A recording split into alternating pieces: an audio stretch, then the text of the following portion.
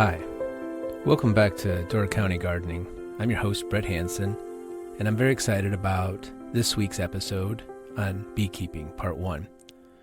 But before we get to our discussion with Max Martin, one of the two co-presidents of the Door County Beekeepers Club, I wanted to just mention a couple of things. The first is I'm currently working on a variety of content material for the podcast and the blog website. Many of these things take a long time to cultivate, especially while I'm working full-time. I'm a high school English teacher, and I love my job. I just also love nature. So I just want to let you know that they're in the works, and I'll be sharing more content as we get into the summer. I have a couple more weeks of school, and then I'll be able to dedicate myself more to my garden and these discussions in this platform. I will be sharing more book reviews, discussions with leading experts in nature in the county, and continue to work on my, I guess you would call them little mini documentaries, amateur documentaries. I've got one almost done on the crane count we recently did here in Door County, and I'm finishing up the components to highlight and feature the wonderful work the Door County Master Gardeners do with their plant fair. And all these things will be coming into the work soon. So please make sure you come back for them. I'll let you know when I'm in full swing and then how you can access those things on Door County Gardening, the webpage. So let's jump right into our discussion with Max Martin on honeybees in Door County.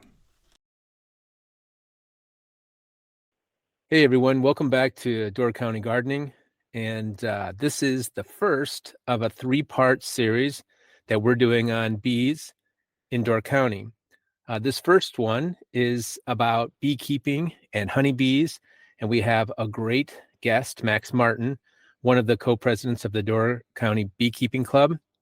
The second installment will be just me, and I will share what I've researched and learned about native bees in Door County in Northeast Wisconsin. And then part 3 will be with the other co-president of the Door County Beekeepers Club, Mark Lentz, and we'll be talking about the annual honey harvest event that the Door County Beekeepers Club puts on. So you'll get a couple of different experts with me and my limited knowledge sandwiched in the middle.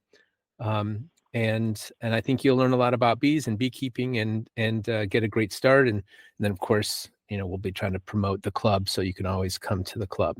So first, I want to introduce Max Martin, one of the co-presidents and a great guy. How you doing, Max? I'm doing well, Brett. Thanks for asking. Yeah, my pleasure. Can you tell us a little bit about you and how you got started in beekeeping and your mentors, or any stories you have about the beginning? Well, I got started in beekeeping about 26 years ago. I was working at the U.S. Potato Gene Bank, and we always hand pollinated to produce the seed lots on the wild potatoes. And I thought, well, there's got to be a better way to do this. We'll just use honeybees to do this. I built a cage for the honeybees to plant the plants in, and then the plants grew up. There are lots of potato flowers on there, and my friend and mentor Paul Eggert came over with a colony of bees. We put them inside the tent, and the bees spent their whole day, beautiful sunny day, with probably 10,000 flowers inside the screen tent, and they spent the whole day trying to get out of the tent. They had no interest in potatoes at all. Potato pollen is heavy and oily, no nectar, so bees really aren't that interested in it. And my friend said, well, Max, about a week later, he called me and said, Max, I just took out a little cluster of bumblebees. Let's put those in that with the potatoes and see if they do the job. And put those in there. And by the end of the day, every flower that was on those potato plants looked ragged. So I learned that honeybees don't really care that much for potato flowers. And then Paul kind of said, Max, you should have your own hive. And so that's how Paul got me started in beekeeping many years ago. Yeah, and I'm certainly glad you did, because you've helped me enormously. So did those bumblebees like the potatoes flowers? They did. They love the potato flowers. Bumblebees aren't really interested in that much nectar. They're much more interested in pollen. And potatoes, like tomatoes, are buzz pollinated, so you need to have that shaking of the flower to get the pollen to come down. Got And it. bumblebees do real well at that. Yeah, I love bumblebees. I have more and more bumblebees in my yard as I've developed more and more plants. And I just recently did an episode on native plants, and I've learned a lot more about, why bumblebees will do this and what native bees won't do and why it's different with honeybees. But that's a story for a different episode. Um, All right. so yeah, I think everybody who's gotten started with bees has had a few bumps, but Max has definitely gotten over those bumps. He's an extraordinarily good beekeeper, and we all appreciate it, especially those of us in the club who have learned so much from him. Can you tell us, Max, a little bit about the life of a Door County honeybee? So the life really. So let's say you're going to want to start into honeybees. You would really start by either getting a package, which is about 3 pounds of honeybees, female worker bees, and a queen. Max, can we stop for a second? Then, sure. Yeah, we'll start that over. I'm hoping that you can tell everyone a little bit about honeybees first, and then we'll go to the beekeeping and getting started in that, because I think there'll be a lot of people that just want to hear about a quick explanation about the life cycle of a honeybee. Is that okay? So life cycle being the The actual bee, egg, larva, all that okay, stuff. Yeah. So gotcha, gotcha. I'll Sure. re-ask the Okay, questions, and I'll just cut all this good. stuff out. All right. So, Max, can you tell everybody about the life cycle of an actual honeybee? Egg, pupa, larvae, all that kind of stuff, because I think there are a lot of people who are really fascinated. Yeah. To start with, we have the queen, and there's one queen in the hive, and the queen will lay an egg. The egg will stay an egg for 3 days. When the queen lays the egg, she lays it in the center of those little hexagons on the bottom, sticking straight up. As the egg ages, after the first day, the egg will go on about a 45, and then the third day, it'll lay flat in the bottom of the cell. The worker bees go in and they put a little puddle of royal jelly on the bottom with that egg when that egg hatches, the little larvae. Then they will feed that larvae about 100 times, 200 times a day. They'll feed it, clean it, and keep it growing. The first day and a half, 2 days, they have the royal jelly to eat, and after that, they get fed pollen or bee bread, which is pollen mixed with honey and maybe fermented a little bit. They'll grow like that for 6 days. After 6 days, they will spin a cocoon and put a layer. The bees will wax over the top of the cocoon, so you'll just have a flat surface on the top. The cocoon will develop in there for about 11 days. And so that's the life of a worker bee. A drone, which is the male bee in the hive, that will take 23 days to develop. It takes a little bit longer. And the queen, if they would raise a new queen, it actually takes only 15 to 16 days for the queen from when it gets laid as an egg to turn into a queen. Instead of getting fed pollen in those days when she's growing as a larvae, she just gets fed royal jelly the whole time. And so that's kind of the life. A worker bee will survive for about 4 to 6 weeks in the middle of summer. And then later in the season, in October, you want to have strong bees because those bees will overwinter into spring. So most of the time, just 3 to 4 weeks, 4 to 5 weeks. And then the drones, they'll survive for a longer period of time, and they also will, their only purpose is to mate with the queen, and once they mate with the queen, they die. So that's kind of the life cycle of the 3 types of bees that are in the hive. Yeah. I've been keeping bees 3.5 years. I'm not exactly sure. I don't remember, maybe 4. And every time I listen to you, I learn new things. I did not know that they feed those larvae 100 times a day. That's amazing. They're just constantly caring for their young. The honeybees just amaze me. They're wonderful. That's a lot. So Yes. yeah, it's amazing. What It's a about great question. It's a great question to ask kids. So how often do you think the worker bees take care of the young? And oh, I don't know. Well, some of you have baby children. How often does your mother take care or do something with your baby brother or baby sister that's in diapers? Oh, maybe twice a day.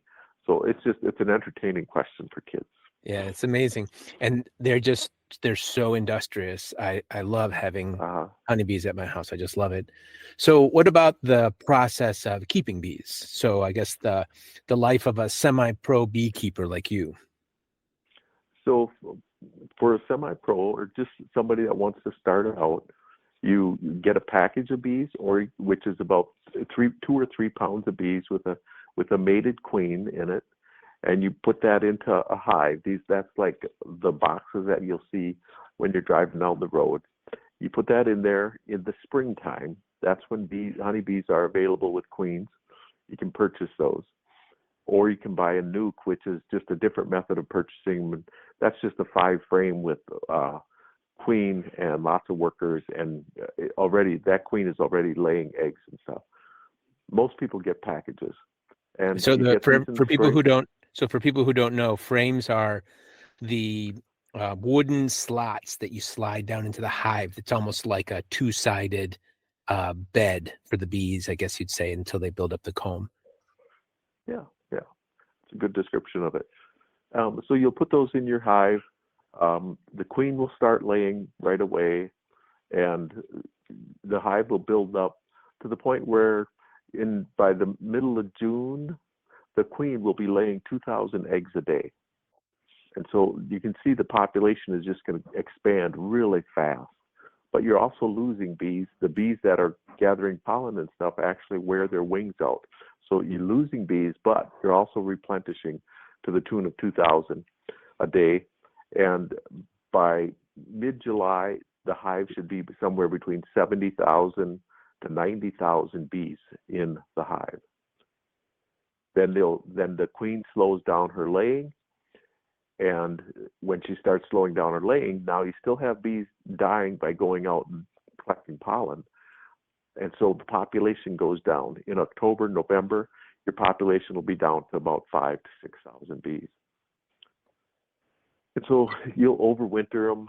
You also, hopefully, sometime in June, you'll be putting what they call honey supers on, which are just usually medium-sized boxes.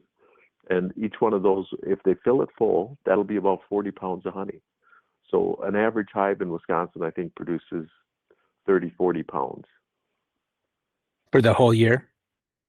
Yep, for the whole year. Yeah. That's excess of what they need for surviving in winter as a general rule. Right. Yeah, I learned that lesson the hard way. One year I took too much honey. I think it was the first year, and I was so excited to have honey, and I wanted jars of honey, and I wanted them to give as gifts to people, and I took too much honey. And even though I put hard candy and supplemental food in, they did not have enough food to make it through the winter. It was a cold winter, and so they didn't make it because of me. I didn't leave them enough food. So yeah, that even happens to us with lots of experience, Brett. Don't feel bad. Yeah, at first I did feel bad about not doing as well as I would like, but it really is one of those long learning processes, and I'm so glad that I got into it. But I think some people are just sort of more inclined toward that type of activity, and they can get it right away. They're meticulous and they do everything exactly as they should, and then they still run into problems. But most people, quite a few problems in the first couple of years. But if you do decide to do it, just keep going because it's worth it in the long run, and you'll get there. So it's a great activity. So it is. It's a lot of fun.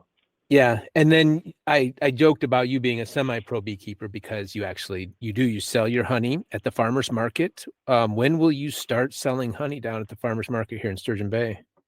I think it's the first weekend in June. So you start right away? I also sell honey up in the Fish Creek settlement farmers market up by Fish Creek. Great. Starts the Memorial Day weekend. So. Yeah. So, and you're somewhat recently retired from your work as a scientist. Is that correct? That's right. That's yeah. right. And so when are we going to see Max's $1 million honeybee industry providing, 40, 50 jobs in the Door County area with factories in the north and the south? I think never. Never. Yeah, too much stress. Too much stress. So, for those of you that don't know, I just remembered this because I mentioned the north and the south. Here in Door County, we have a little bit of a north-south rivalry, or not. It doesn't reach the level of feud. I mean, there's no Hatfields and McCoys here, but there's some honest ribbing and some jokes between the southern beekeepers, and I think that group might be led by Mark, and then the northern beekeepers led by Max, and maybe it's just the two of them egging the rest of us on. But what do you have to say about the southern beekeepers, those wonderful beekeepers down in the Brussels area? Well, it's a tough place to raise bees down in Brussels. I don't think they have internet yet, and they're just, they're just a little bit behind. That's okay though. We shouldn't make fun of them. I try not to make fun of them. Yeah, a lot of those bees are just coming north because they want to be able to watch Netflix, and they can watch it at Max's house, but not at Mark's. So. Mark is, as I said before, the co-president of the Door County Beekeepers Club, and he's an excellent beekeeper, a great mentor to many people down there. So just in fun. But seriously, who do you think should and shouldn't perhaps get started with beekeeping, and how should people go about getting started? I think people that if you want to raise bees without doing any running any kind of taking care of the bees, where the bees have a mite problem, so varroa mites, and if you don't want to really do any kind of treatment or anything, and you just want to watch the bees, you should probably find a beekeeper that does do varroa mite treatments and go watch their bees, because beekeeping without treatment of varroa mites is really depressing, because you won't keep bees for very long without doing varroa mite treatments. I think people that like the idea of having pollinators around their area, people that like the production of honey, they should get into it. It's a fun hobby. And also, if you're not allergic to bees, don't get into beekeeping if you're allergic to bees. Yeah. We've mentored about 100 plus people since we started, my wife and I, and we've had seven beekeepers that started out no problem, but ended up getting allergic to bee stings. So, wow! So they weren't allergic before it, but because of the amount of stings, they became allergic. I don't know what would trigger them to go from non-allergic to allergic, but that seems to be the case. They went from, and it's not that they got stung a lot, it's just that they got stung. And then, some of them were in it for 10, 12 years already, getting stung. Most beekeepers, I think, probably get stung 10 to 50 times a year. I easily get stung 50 times a year. Yeah.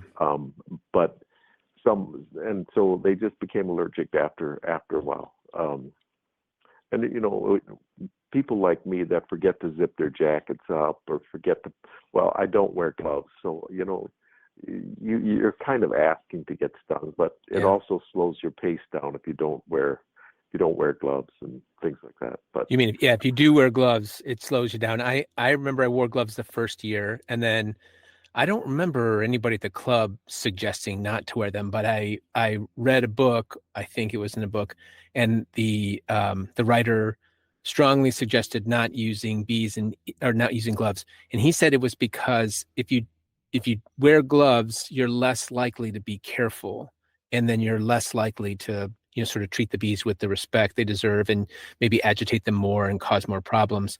So I stopped wearing gloves, and I'm glad I did. And I usually get stung, if not every time I handle bees, at maybe 2 out of 3 times, but it's usually just once, unless I do something stupid.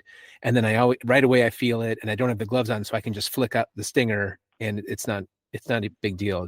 The only time I've ever had any kind of unpleasant feeling for more than just a little while was once when I dropped a hive, or just a box. One of the brood chambers while I was trying to set it down. I was being reckless, and then they came out and were mad instantly, and in the backs of both my hands got stung, maybe six Right. times or so. Uh-huh. And that was very itchy and uncomfortable for a couple of days, but no big deal. Yeah. My son and I were taking the honey away from the bees once, and it was a slow process back then when I used to do it with my son, and and I was carrying. I would sweep the bees off a frame and carry them to him, and then he would take them to the truck and open the back of the truck and put just the frames in there. And after about the 10th or 12th frame that we did, he looks at me and says, Dad, you got lots of bees inside your helmet. You forgot to zip the bottom. Oh gosh. Okay. Yeah. Yeah. And I had one crawl into my ear canal. Oh. Now I'm a little better at making sure I zip my jacket up. Yeah, that's a good idea. So why don't you tell everybody a little bit about the Door County Beekeepers Club and how people can connect and join, or come and see if they'd like to join, and anything about the people in it who are doing such wonderful work to help other people keep bees. Okay, so the Door County Beekeeper Club started with I think about 4 or 5 beekeepers in the county. I know Gretchen Schmelzer was one of them. I was one of them, and a few others. And we got together and we said, hey, it'd be nice to have a club here. And so we formed a club, and that was I think 2000, maybe 2004, maybe something like that. And we're still going strong. Yeah, and what the club does is it gives you the opportunity to learn from other beekeepers. It's a wonderful way to get exposed to bees, to kind of see how someone who's worked bees for 3 to 15, 20 years, how they operate when they're around a hive. For example, you don't work a hive from the front of the hive. You always work from the back.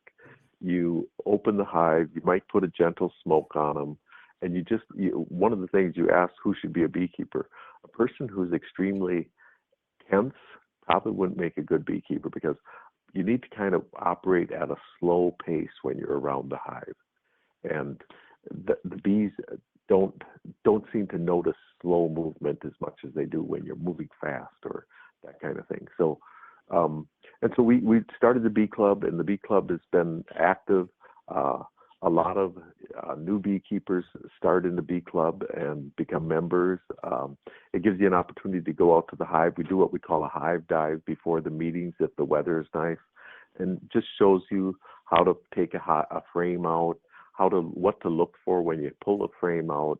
You're looking for eggs, you're looking for larvae, you're looking for capped brood, the difference between what capped brood looks like and what capped honey looks like, what some of the cells have this dark stuff packed in them, and that's pollen storage for when they need it, or when there's a dearth of pollen in the environment, so they can use the stuff that they've stored. It's good to be around other people that do beekeeping. You can learn from a lot of my mistakes. You don't have to make all the mistakes I made already, because they're in most of my stories. So. Well, I chose to make all the mistakes multiple times, even after you told us about what to do and not do. So, and I personally, I think for me at least, that's the way I have to learn. I feel each year like I just understand subtle things a lot better. I can remember how excited I was when I could tell the difference, between a 1-day-old egg and a 3-day-old egg, which is not that complicated. But when you're in the hive and there are bees all over the place and you're excited about the bees and you really want things to go well, it's really easy to overlook things. Like, it takes a while to get good at finding the queen in a developed hive and things like that. But the club is really wonderful. A couple of things I'd like to add. One, in the wintertime, it's a great place to go and just be around people who love nature and want to joke around and have a good time, in those cold months. And then, there's just so much expertise and there's so many helpful, wonderful people. It really is true that, when you have a club where there's profit from it. There's nothing but let's just keep bees alive and do this. You really just attract a lot of really nice people. And maybe they're mean people in there too, but they usually sit in the back and don't say anything if they're there at all. I haven't seen them. I just see nice people. So it's really a pleasant experience. And then the meetings that Max is talking about are almost always at crossroads, where the club keeps a couple of hives for those hive dives. If anybody's interested exploring the possibility, or you don't want to keep bees, but you just want to look in a hive and you want to learn about them, on, is it the third Tuesday of every month, Max? Yes. Yep, the third Tuesday of every month. Third Tuesday of every month, usually at 6:30 at Crossroads. And you can also get that information from the Facebook page for the club, the Door County Beekeepers Club on Facebook. And you can, search for the webpage and things like that. So there are lots of ways, but it's a great club. And we'll talk more about the club with Mark, and especially about the annual honey harvest in July.